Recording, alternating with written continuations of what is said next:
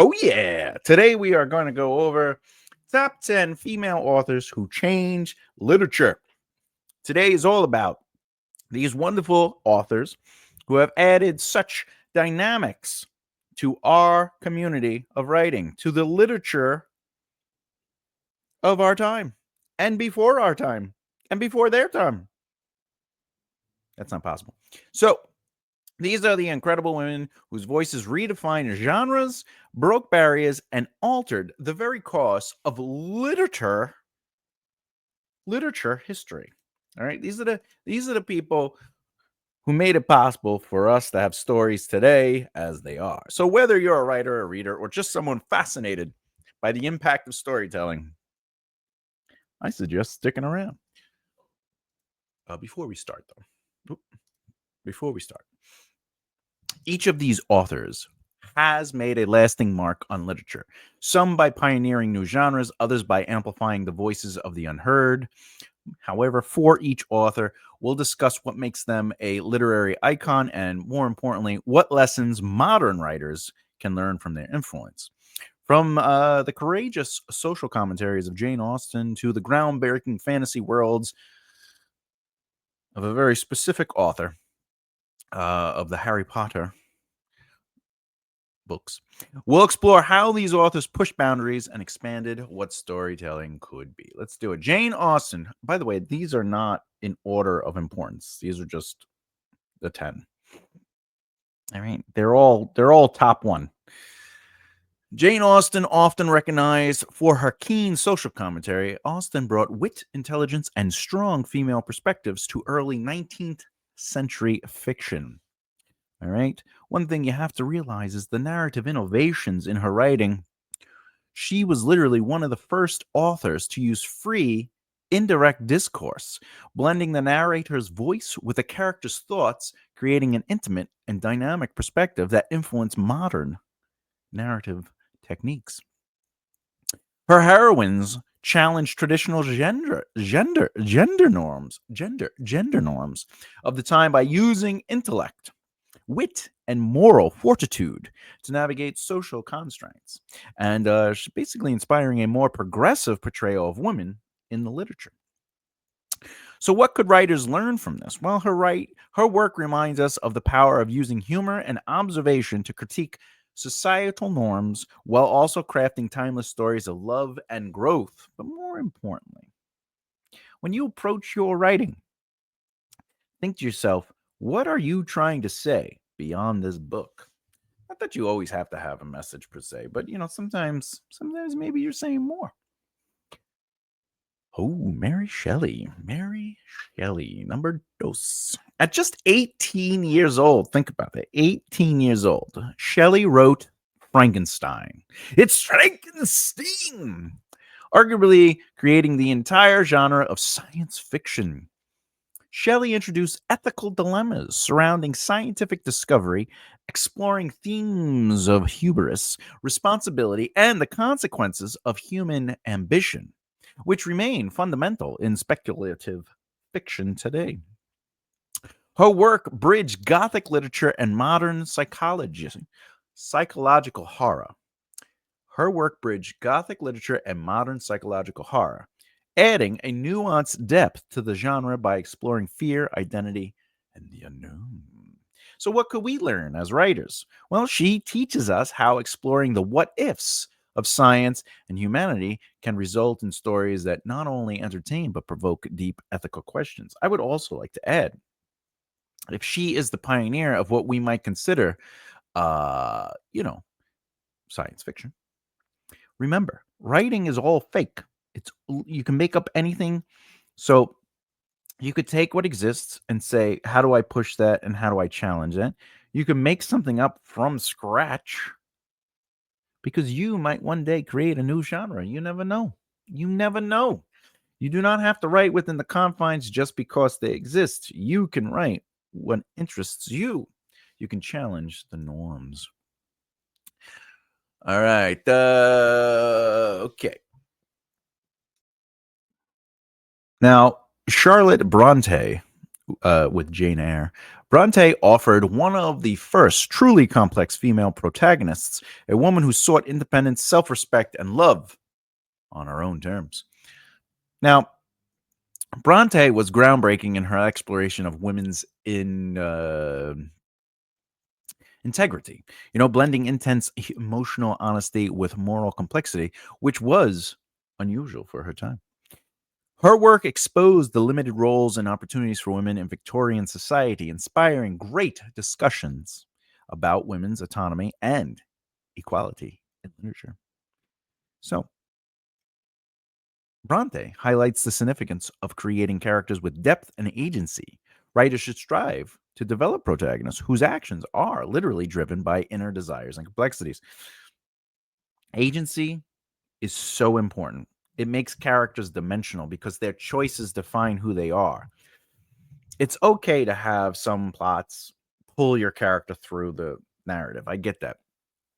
But allow your characters to show choice, to show interest, to have motivations beyond this has to A has to happen because B needs to happen because C needs to happen.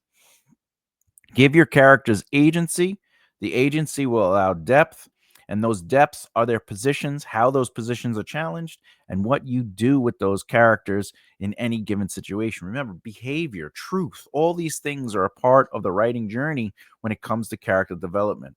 You're allowed to go as deep as you want, but you don't necessarily have to go deep on the paper before you write. You could allow the journey of writing. Where are you going to go if they make a choice? Challenge that choice. What happens? What are the consequences? Think of 3 different things that could happen because of that one choice.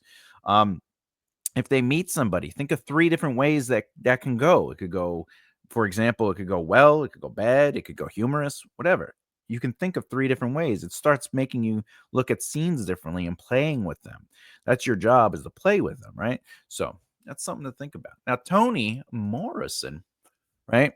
Her novels, like Beloved, intricately weave the personal and collective trauma of Black Americans, opening readers to raw, transformative experiences. Now, Morris elevated Black experiences in history, particularly focusing on the legacy of slavery, making these narratives integral to the American literature canon. Her lyrical prose, okay, I love lyrical writing uh, because it mixes clarity, sort of poetry, like a fluidity, a movement. There's like a barometer to it. It has rhythm, all right, but it's not poetry. It's not purpley and flowery. So her lyrical prose combined with a vernacular language with she also added some poetic beauties to her styling, demonstrates the potential of language to be both accessible and profoundly artistic. One of the things writers can really take away from this is that the unflinching willingness to tell the hard truths with beauty and grace. Sometimes the emotional and physical and spiritual depths of what we deal with, not only as an individual within a community, but that community itself, is something to explore. Be brave to let the truth reign. Virginia Woolf. Oh? A pioneer of stream of consciousness writing, Woolf revolutionized how inner thought could be represented in fiction. Woolf's essays, especially A Room of One's Own, challenged traditional literary hierarchies and advocated for women's creative freedom, influencing feminist literary theory. Woolf redefined how narrative time could be manipulated, using fragmented and fluid structures to reflect the complexity of memory and perception. All right. She showed us the value of embracing a character's emotional and intellectual depths, no matter how chaotic or non-linear. So, something you could take from this as an author is think about your stories in non-linear, which means starting at the end, and then the work flash forward. You start at the end and then you basically work your way to that part again, right? You go, usually they do it where someone's like bleeding and they go 5 hours before, right? That's nonlinear. Nonlinear is also having flashbacks, telling 2 stories at once. You have what is happening in the present and then what had happened in the past, and then how those two are sort of working together and ultimately create some sort of cohesion. Okay. Another thing is the chaoticness of an emotional depth of narration. It's okay to make it complex. It's okay. There are readers who like complexity. It doesn't always have to be middle grade or young adult where it's just straightforward. And there is nothing wrong with straightforward.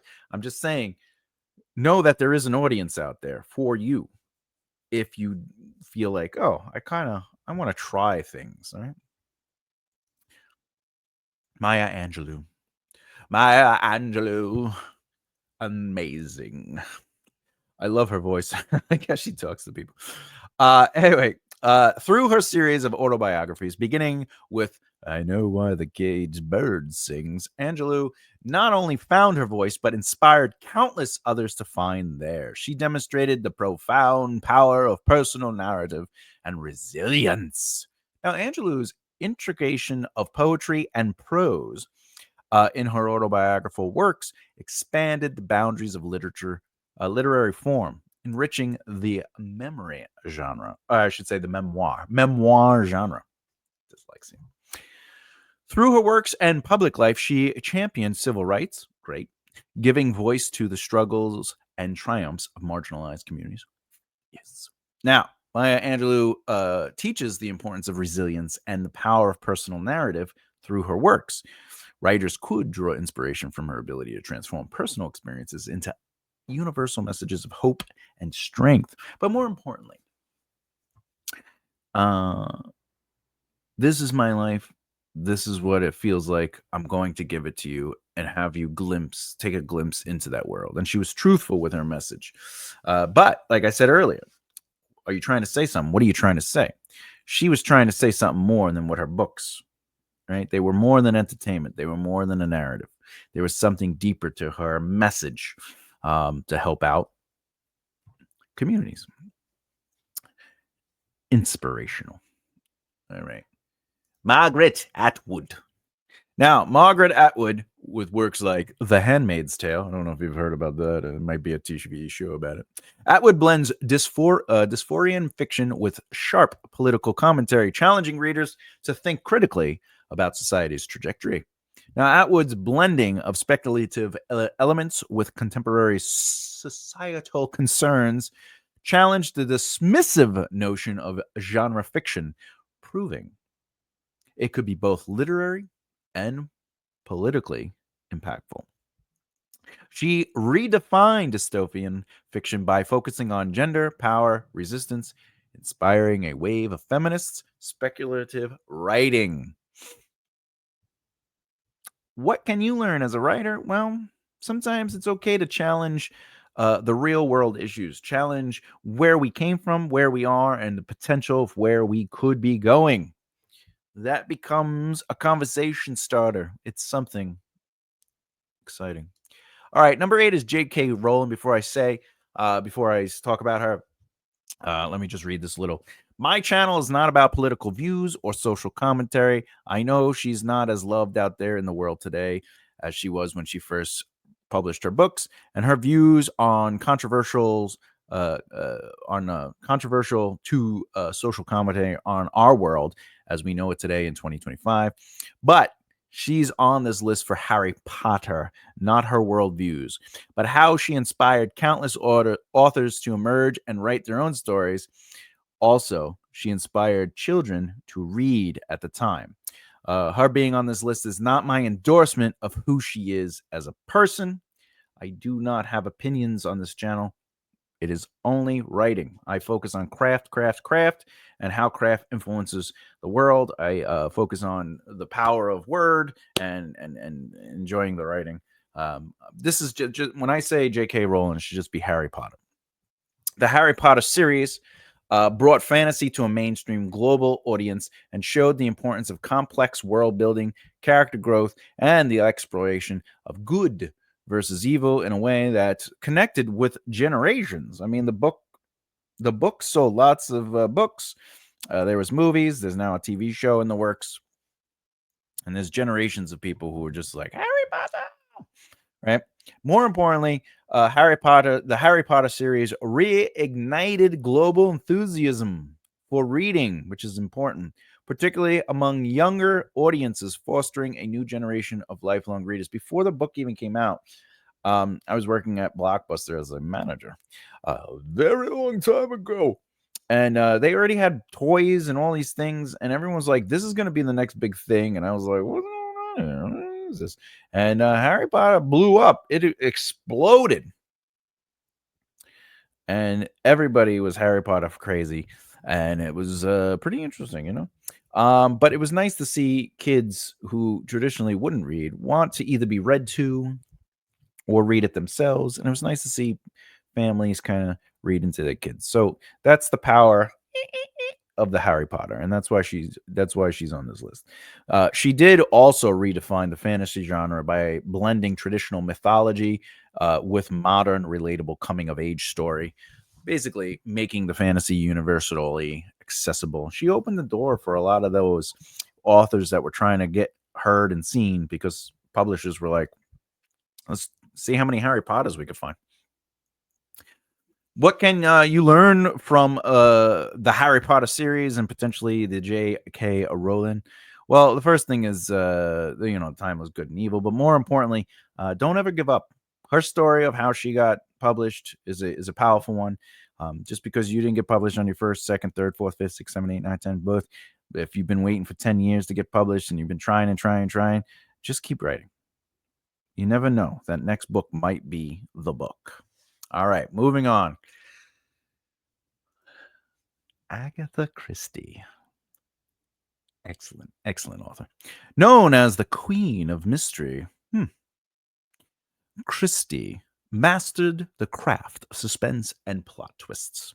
Her intricate, engaging mysteries remind readers of the importance of keeping readers guessing and how structure plays a vital role in storytelling. Christie moved away from aristocratic or highly specialized detectives, creating a relatable, approachable sleuths like Miss Marple, and Hercule I can't say his name; it's French. Anyway, there's movies with Kenneth Branagh, and I've seen them all. Excellent. Broadening basically that helped broaden the appeal for mystery fiction. It kind of pushed the boundaries of the form, changed it up a little bit, and people were like, "Oh, this is new." She perfected the structure of the modern whodunit, setting standards for red herrings, clues, and unexpected resolutions that continue to define the genre. The problem with me when I read these books, and I like them, but even when you watch the movies, right? Like there are some of the movies that came out, I didn't read the books on it, and or the movies have been greatly adjusted. Anyway, I sit down, I'm like, oh, that's the bad part, because I don't know, my brain. It's like watching Knives Out. Like I was just like, that's who it is. I'm not gonna say who it is because spoiler. But I do like seeing the structure of a mystery play out. It just sucks because I don't know what it is. I just see these patterns, and I'm like, just the way you write a character, I'm like, that's clearly that's the bad person. Anyway, so what can writers learn from this? Well, structure, suspense, how to engage readers with the guessing game and build anticipation through carefully intricate storytelling. So when you approach your narratives, even if you're not doing mystery, by the way, it's all about seeding and revealing slowly. It's all about creating moments without over explaining stuff, without giving away too much. Let your readers discover the truth along with the characters, but with a nice gradual pace. And finally, but absolutely not last, Zora Neale Hurston. Through works like Their Eyes Were Watching God, Hurston provided a rich portrayal of African American culture in the early 20th century. Her work encourages us to write with authenticity, celebrating dialect, and tell stories that are unapologetically true to their roots. As an anthropologist, she infused her fiction with cultural authenticity, capturing the richness of African American folklore and traditions in ways that preserved and celebrated them. Her portrayal of Jane Crawford as a woman seeking self discovery and autonomy, in their eyes were watching God, was groundbreaking, challenging stereotypes of black female characters. Uh, Importance of authenticity in voice and culture. So, when approaching it, if you're writing about your own culture, if you're writing about your own experiences with that culture, if you're writing about anything, especially if it's within or outside of your culture, it's important to bring authenticity to it. It's important that if you are talking about real world, if you're like Earth and these people, it is your job to make sure that you capture the true experiences, celebrating the richness of diverse perspectives within that world, and obviously respecting what you have. All right, there you go. Final thoughts. These authors show us that literature is not just about storytelling, it's about changing perspectives, challenging norms, and expressing truths in ways that touch hearts and minds. Writing is 100% a journey, and it's important to remember that every great author started somewhere. The process of discovering your own voice takes time, just like it took them time. And it's through practice, experimentation, challenging the norms, and sometimes even failing that you will grow as a writer. Don't be afraid to think outside the box, to explore ideas that challenge not only you, but the potential reader, and to step beyond the boundaries of what feels comfortable. The beauty of writing lies in its flexibility. Nothing is set in stone. Every draft you write can be changed, molded, or entirely reimagined. In the end, it is all made up. So have fun with it. Let the creativity flow, take risks, and know that it's okay to revise, revisit, reshape, rework your work. Let these incredible authors inspire you. But remember that your path is yours to carve, and we do not have to compare ourselves to anyone because everyone is uniquely different. And the stories you tell are yours to create. Most importantly, enjoy the journey. It's a fun one. We get to play as children in our mind. We get to have imagination dumps. And that's like, we don't have to be adults in that moment. We could just be like, oh, look at all the dragons. Because that's where your truth voice as a writer will emerge. Next video in this series, we're going to talk about the top 10 author social media tips. Okay? All right, that should be fun. Question. Which of these authors do you feel had the biggest impact on your personal understanding of storytelling and why? Okay. If you haven't done so already, but you're like, hey, I'm enjoying this YouTuber and I just haven't done it. Let me subscribe. I'm right here. It's right there, the button. Oh, and hit the bell icon so you don't miss out. Woo-hoo! With that said, as always, keep developing the right mindset. I'll see you next time. Bye.